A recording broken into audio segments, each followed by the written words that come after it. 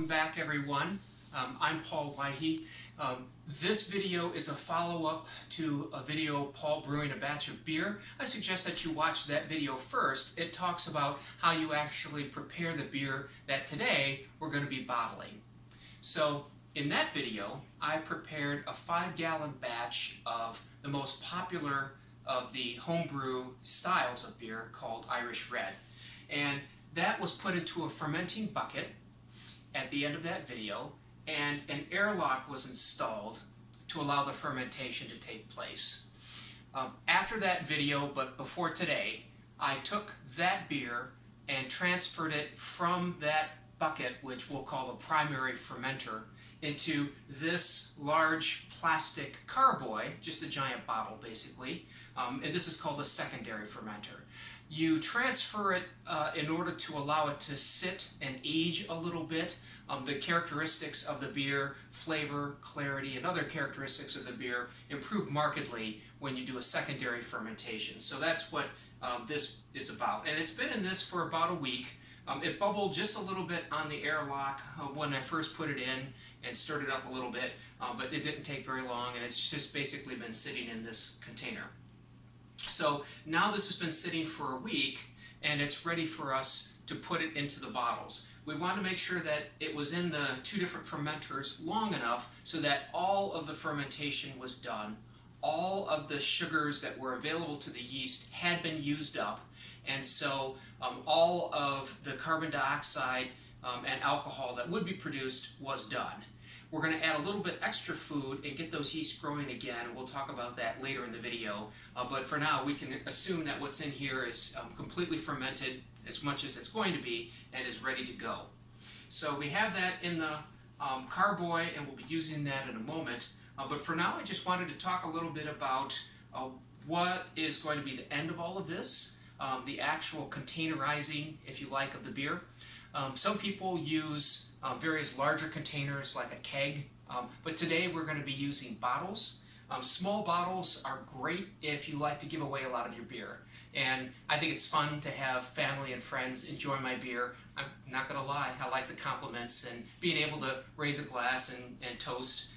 Recently we had a little party where we had a video conference, and we were able to enjoy each other's company, enjoying the beer. So it's great to be able to give it away in typical 12-ounce bottles are what most people are using, and that when you buy a bottle of beer in the store, usually that's what you've got is a 12-ounce bottle. The traditional 12-ounce bottle would be amber or brown glass, and the traditional fitting at the top of that container uses what's known as a crown cap. And so you can see that the top of it has sort of a crown shape to it, and a cap that you put on that is going to clamp on and is going to actually go around this edge right here and crimp around that lip on the bottle. Some of the glass bottles that you see in commercial beers actually are twist-off bottles, and they have a thread right here in the top of the bottle. Those are not usable in this process that we're using with these crimped caps, so I can't use those bottles for home brewing. But these bottles, many popular brands come in these. This one doesn't have a label, but it was probably one of the popular ones, and someone emptied that beer and then gave it to me so I can reuse it. So amber is great for most beers, and it's popular. One of the reasons that it's commonly used is that it provides good light protection. So there can be a chemical change in the beer in the bottle if it's exposed to light.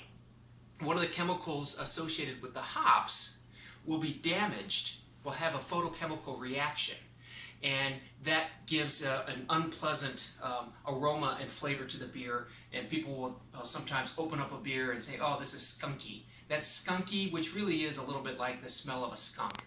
That's produced by the light damage to those hop flavor compounds. Brown glass bottles help protect against that, as opposed to clear glass bottles, which obviously have the advantage that they look pretty. And if you've got a beautiful brew, it's really nice to be able to see that in the bottles. As long as you keep your bottle inside of a good solid cardboard container that has a cover to it, your beer will be fine. You just have to protect it from light, and that's okay. Another type of bottle that we can use today, have a few of these, are flip top bottles. So the idea is that there's no lip that has to be crimped on this bottle, because instead we have a stopper with a seal, a rubber seal that will fit tightly, and then there's a wire that's going to force that rubber seal tight against the top of the bottle, and that clamps it down. And so you don't need to crimp a bottle cap on and force it onto the lip there. So this will keep a tight seal, and as long as that rubber doesn't wear out, and eventually it will, you replace that. But otherwise, these bottles can be used over and over and over again, and they're very handy because now you don't have to buy bottle caps or mess with a capper in order to install it. You just flip the cap on. Okay. In the previous video, you might remember the key to success brewing beer, which is a great mystery. But remember, the key to failure is contamination. And so in order to make sure that our beer maintains its quality and nothing grows in it and produces any off flavors, we want to make sure that everything is properly sanitized. So assuming that this has beer with no contamination in it, I did sanitize the carboy before putting the beer in this fermenter, then everything now that beer comes into contact with in this process needs to be properly sanitized. And there are various products you can use. This is a commercial product called Star San. It's used for a variety of food and beverage applications. Commercial product, and I've had good luck with this, and I usually use this for bottling. I use ordinary household bleach for sanitizing the equipment when I first brew, and I'm going to put it in the fermenter. But this is easier for the process we're about to show you. So this is one of the big advantages of this sort of sanitizer is that it doesn't require any rinsing. So you can use this on the container and simply drain it out thoroughly, and then that container is good to go. You don't have to rinse it with water. Well, the procedure for sanitizing the inside of the bottle is to use this device, which I'll be showing you in a moment. This is available from Homebrew or Wine Supply, and it's a large enough device that you can use to sanitize a wine bottle. There are a few types of wine bottles that use the crimp cap, and occasionally I'll even use one of those big wine bottles for my homebrew. But it works great for these types of ordinary 12-ounce bottles. I just filled this with the solution of the Star San. So you follow the package direction, which is 1 ounce in 5 gallons of water, which is the bottling bucket and the typical size that we would be using for a batch of beer. And so I put that into the bottling bucket we'll see later in the video. And then I took a little bit of that solution that I had made and put it into this device. I haven't primed it yet, so I'll have to pump it a few times to get it flowing. Once it's flowing, it'll shoot up. It'll shoot a stream, pretty powerful stream of the sanitizing solution up into the bottle, and it'll go all the way to the bottom of the bottle, which when it's upside down will be at the top of this. So the stream will hit against the bottom of the bottle and properly clean the entire inside surface of the bottle. And there's a spring in there that has to be pushed against to prime it. There we go. And I have to go this a few times. So now that it's primed properly, it should pump with each time I push down the bottle. And typically for a bottle you would have 3 times that you're going to squirt the solution in. 1, 2, 3. And it will drain out just a little bit after you do that. As long as you keep it upside down, you shouldn't have any microbes introduced into it. Now that it's sanitized, you want to put this in a rack that's been sanitized. And you can use a dish rack like you use next to your kitchen sink. I have this handy-dandy rack especially designed just for holding bottles And I've already sanitized this. Again, I put this in the bottling bucket that has the sanitizer solution in it, so I've sanitized that already, and now I've sanitized my first bottle. A batch of beer that's 5 gallons, a standard batch, will result in about 48 bottles. Now if I use some of the larger bottles, there'll be fewer, but about 48 bottles, 1 down and 47 to go. I'm going to be working with this for a little while, so we'll be right back with the next part of this adventure. Go. Okay, we're back. It's time for us to prime the beer before the bottling. So in my hand I have a package of what's known as priming sugar. This type of sugar is known as dextrose or corn sugar. You can also prime your beer with some of the malt that you use, but you'll have to watch the amount that you use if you're doing that and follow a recipe. Usually I'll use 2/3 to 3/4 of a cup of priming sugar when I'm making a 5-gallon batch of beer. Now the idea is that I've taken that amount of priming sugar and put it into this frying pan with about 2 cups of water, and then I set it to boil, and I boiled it for a full 5 minutes. Now that obviously heats up the water and dissolves the sugar, but what it also does is sterilize the contents of the pan. So the water and the sugar now won't have anything that could grow and spoil the beer. So that's ready to go. My associate, my son Thomas, is going to be helping me. He's going to be pouring that solution into the bucket, the bottling bucket, that will also contain the beer. And the idea is that I'm going to be pouring the beer from the carboy that you saw previously into the bucket. I'll start pouring a little bit of that in just to get some into the bucket, and then he'll slowly pour this in as I'm pouring in the beer. That'll mix it all up nicely in the bucket so that we have the priming solution completely dissolved and mixed in the beer, and every bottle will get about the same amount of sugar in it. The goal is to have a small amount of sugar in those bottles that will feed the yeast.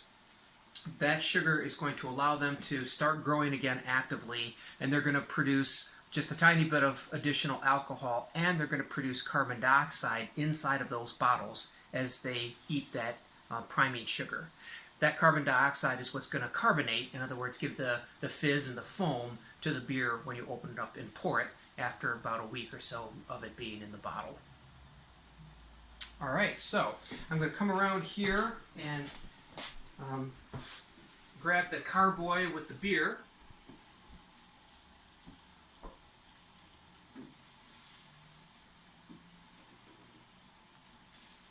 Okay, are you ready to pour the sugar into the bucket? Whenever you're ready, take that off and I will go ahead and start pouring this. You'll notice that the bottling bucket, when we actually do the bottling, you'll see that it has a little spigot at the bottom that allows the beer to come out through the tube that we're going to be using to fill the bottles. An important point is that you check that spigot before I start pouring into this to make sure that the spigot is closed. Then you check it a second time just to really make sure that that spigot is closed. Nothing is going to ruin your day than pouring this into the bucket and find that the spigot is open and it's going all over the floor. Alright Thomas, whenever you're ready, just go ahead and dribble that in. I'm pouring it kind of on the side, and it's setting up a little bit of a whirlpool inside the bucket, and that movement of the beer and the slow pour of the priming sugar that Thomas is doing together is going to make sure that this is all mixed up and that the solution is going to be evenly distributed. And we're done. Excellent. Now I'll just put that lid, again this has been sanitized as was the inside of the bucket. We put that on, and I'll lift this up onto the counter. It'll have that little bit of extra elevation so that when we go to fill the bottles, gravity will feed it into the filler.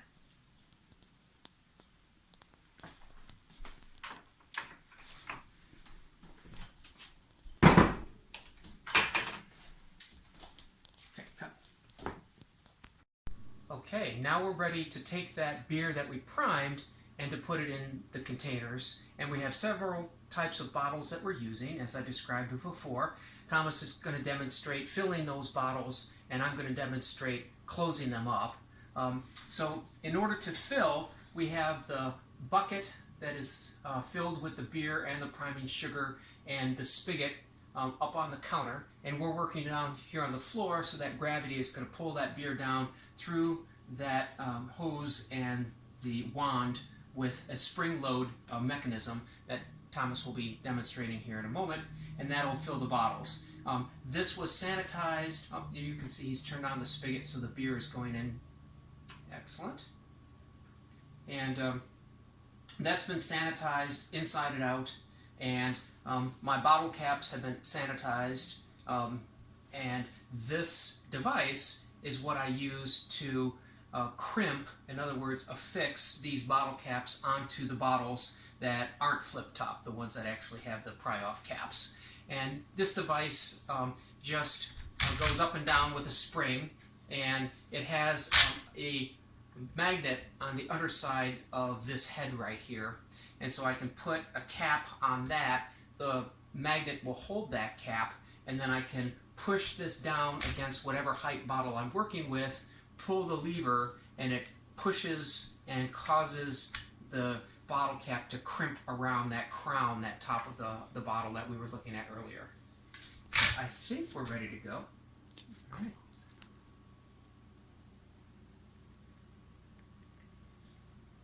So you can see it's got a small black plastic nib, and there's a spring behind it. When he pushes down on the bottom of the bottle, it actually opens a valve and causes the beer to flow out of the wand and into the bottle. And he needs to go up into the neck of the bottle, and then the space taken up by the wand itself obviously will show up in the bottle when you withdraw the wand. And we do want a little bit of headspace like that, so that we don't overfill the bottle. Remember, this is going to be under pressure when it carbonates. So now that he's filled that bottle, I can grab it from him and put it over on my capper. There are several styles of capper. I really like this one rather than, say, the wing type that has these two handles that you have to pull down over it. This is nice for being able to work with both hands efficiently and have the bottle held in place. So I put the cap on the inside against the magnet. I just push it down against the bottle, and then when I push down on the lever, it grips the top of the bottle and crimps the cap around it. So just you can see the difference before and after of what it looks like as a result of the crimping. And now that this is sealed, it's airtight, and obviously it'll pressurize with the carbon dioxide as we go.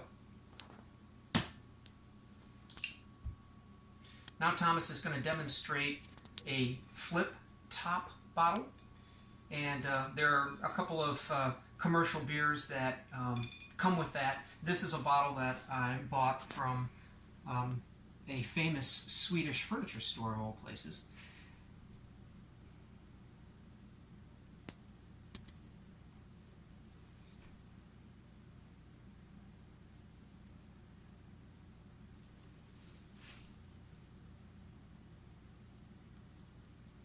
Hard. I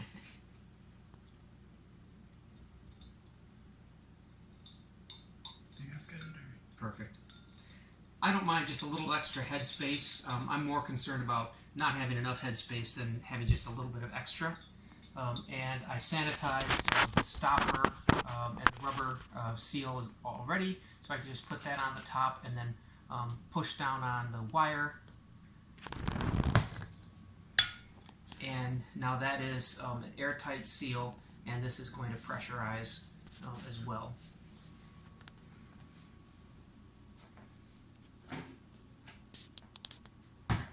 Okay. 2 down and 40 some to go. The rest of the process is basically repeating that Occasionally I'll use another style of bottle altogether. I'll use one of those big, maybe 64-ounce glass bottles that has a screw top called a growler. You can use those to buy beer from a bar, like a great brew bar, and I will sometimes use those in my home brewing. I don't have any of those today. Obviously that's good for like a party or some other, when you're going to have a whole bunch of beer at once and open up that container.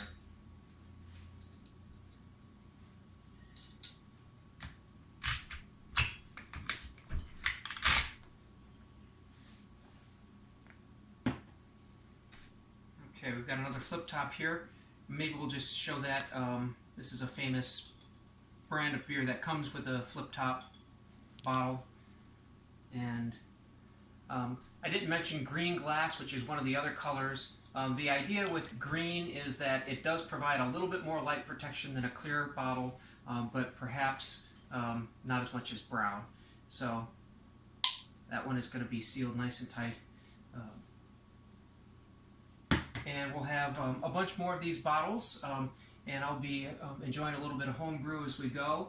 And with my my trusty companions here, we're going to get all of this done and enjoy this beer. After about a week or so of being in the bottle, it will have the yeast will have grown enough to have primed it, produced some carbon dioxide, and then the beer will be ready to drink. Some styles of beer actually require some bottle conditioning and aging before they develop the right flavor, but this Irish Red, after a week from today, it'll be ready to go and we'll be enjoying it. So I hope you've enjoyed this video. Thanks so much. Bye.